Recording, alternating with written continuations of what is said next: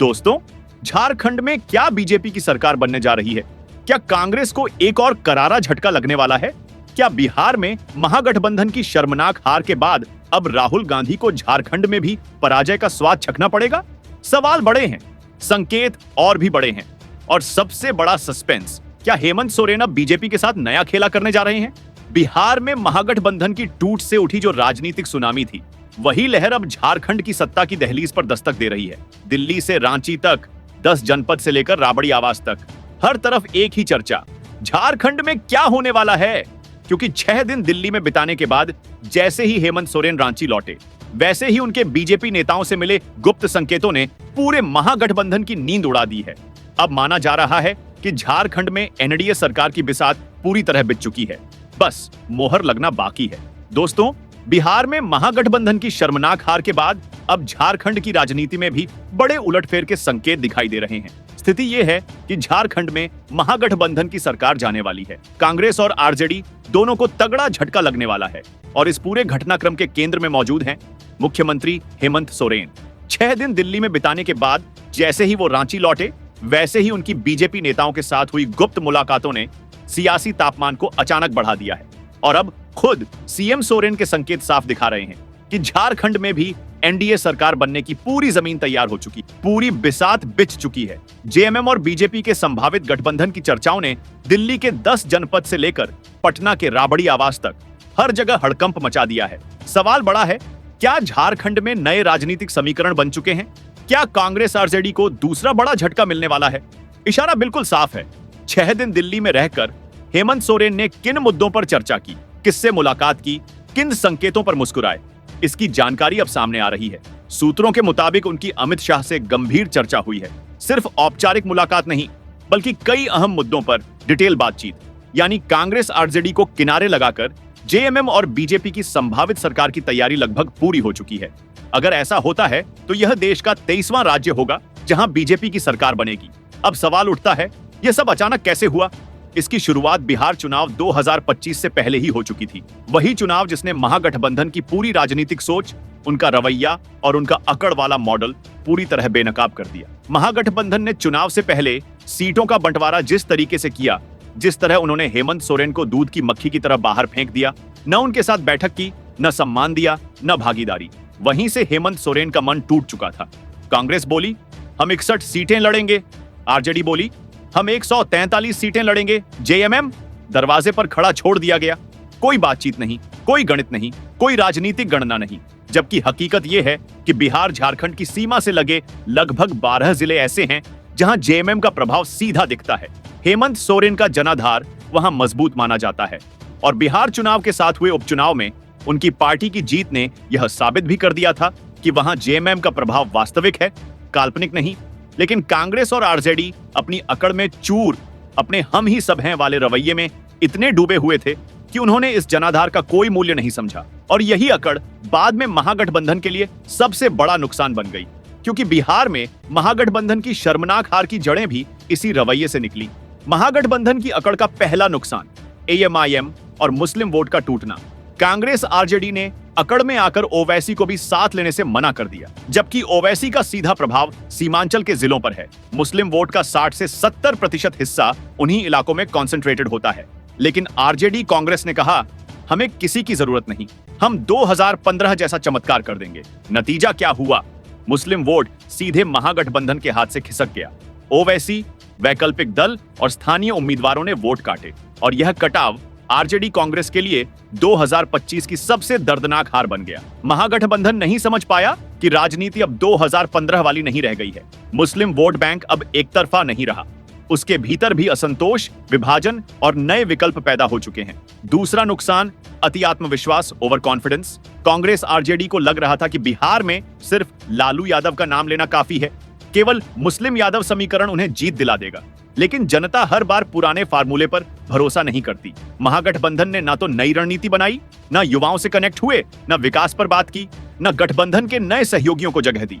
वे वहीं खड़े रहे जहां 2015 में थे, पर 2025 का बिहार बिल्कुल बदल चुका था। तीसरा नुकसान राष्ट्रीय स्तर पर कांग्रेस की लगातार गलतियां। कांग्रेस को यह समझ ही नहीं आया कि बिहार सिर्फ एक चुनाव नहीं, झारखंड, बंगाल, महाराष्ट्र, हरियाणा, सभी राज्यों की राजनीति पर इसका असर पड़ने वाला है। हरियाणा में भी कांग्रेस ने ओवर कॉन्फिडेंस दिखाया। उन्हें लग रहा था कि किसान आंदोलन का मुद्दा, जाट वोट और सत्ता विरोधी लहर उन्हें आराम से जीत दिला देगी। लेकिन बीजेपी ने रणनीति बदल दी, स्थानीय समीकरण साध लिए और कांग्रेस अपनी ही अकड़ की वजह से चुनाव हार गई। ना संगठन मजबूत, ना सीटों का सही कैलकुलेशन, ना उचित गठबंधन, सिर्फ ओवर कॉन्फिडेंस और हवा में चलने वाली राजनीति।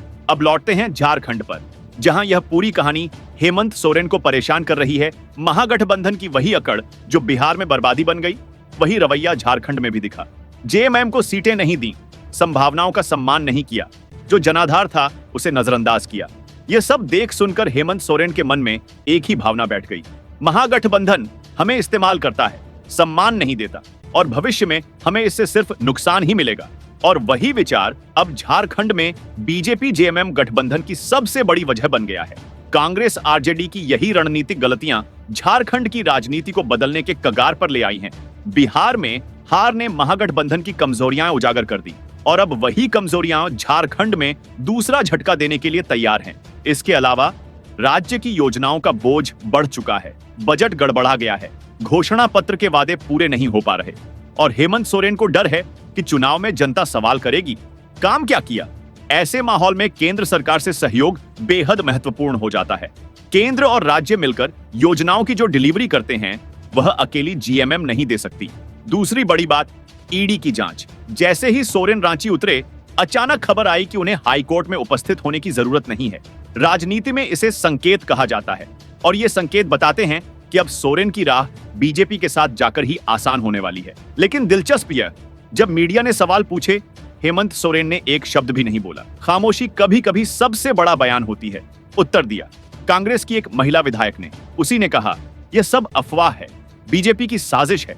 लेकिन अंदर की कहानी यह है कि कांग्रेस खुद आश्वस्त नहीं है। उन्हें भी पता है कि जमीन खिसक रही है। जेएमएम और बीजेपी का संबंध पहले भी मजबूत रहा है। हेमंत सोरेन की व्यक्तिगत महत्वाकांक्षा भी अब साफ दिख रही है। उनके पास लगभग 6% आदिवासी वोट का मजबूत बेस है और मुस्लिम वोट का बड़ा हिस्सा भी वह जेएमएम की तरफ खींच सकते हैं अगर कांग्रेस तस्वीर से बाहर हो जाए। इसीलिए बीजेपी को जेएमएम बीजेपी गठबंधन बेहद मुफीद लगता है। अब बात आती है झारखंड बिहार की सियासी समानताओं पर। झारखंड बिहार नहीं है, बिहार झारखंड नहीं है, यह बात सही है। लेकिन पिछली बार भी बीजेपी को अकेले बड़ी जीत नहीं मिली थी। गठबंधन की सरकार ही विकल्प बना। यहाँ जातिगत समीकरण अलग हैं। मुस्लिम वोट 16 से 17% है, आदिवासी वोट बहुत बड़ा फैक्टर है और दलित वोट भी अहम भूमिका निभाता है। इन समीकरणों में अकेली बीजेपी नहीं जीत सकती, लेकिन जेएमएम के साथ मिलकर जीत पक्की कर सकती है।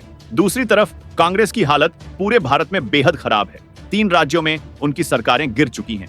कर्नाटक पर खतरा है, यूपी में साथियों ने किनारा कर लिया है, बंगाल में भी ममता ने दूरी बना ली है। ऐसे में हेमंत सोरेन को कांग्रेस कोई स्थिर भविष्य नहीं दे सकती। कयास तो यह भी है कि क्या हेमंत सोरेन अपनी पत्नी कल्पना सोरेन को मुख्यमंत्री बनाने का प्लान करेंगे। संभावना कम है, लेकिन गठबंधन की राजनीति में इस तरह की डील भी हो सकती है। या तो बीजेपी का मुख्यमंत्री बने और सोरेन को केंद्र में जिम्मेदारी मिले, या फिर बीजेपी गारंटी दे आपका कार्यकाल बिना बाधा पूरा करवाएंगे। यानी निष्कंटक सरकार, कोई व्यवधान नहीं, कोई रुकावट नहीं, पूरा सपोर्ट मिलेगा। ऐसे में हेमंत सोरेन के पास बीजेपी के साथ जाने में फायदे ही फायदे हैं, नुकसान लगभग न के बराबर। इसीलिए झारखंड की राजनीति अब तय मोड़ पर खड़ी है। उथल पुथल निश्चित है। बीजेपी निर्णायक भूमिका निभाने को तैयार है, सिर्फ सही समय का इंतजार है। हेमंत सोरेन की बीजेपी से बढ़ती नजदीकियां अब बड़ा खेला होने की गवाही दे रही है। कांग्रेस और आरजेडी चाहे जितना इनकार करें, लेकिन बिहार में जो हुआ वही झारखंड में दोहराए जाने के पूरे संकेत हैं। अब बस ऐलान बाकी है, मोहर लगना बाकी है। तो दोस्तों, क्या झारखंड में महागठबंधन की दूसरी बड़ी हार अब तय हो चुकी है? क्या हेमंत सोरेन वास्तव में बीजेपी के साथ नया अध्याय शुरू करने जा रहे हैं? क्या जेएमएम बीजेपी गठबंधन झारखंड की राजनीति का चेहरा बदल देगा? आपकी राय क्या है? नीचे कमेंट में जरूर बताएं। वीडियो को लाइक करें, शेयर करें और ऐसी ही हर बड़ी राजनीतिक ब्रेकिंग सबसे पहले पाने के लिए चैनल को सब्सक्राइब करें। Subscribe now and press the bell icon. Never miss an update.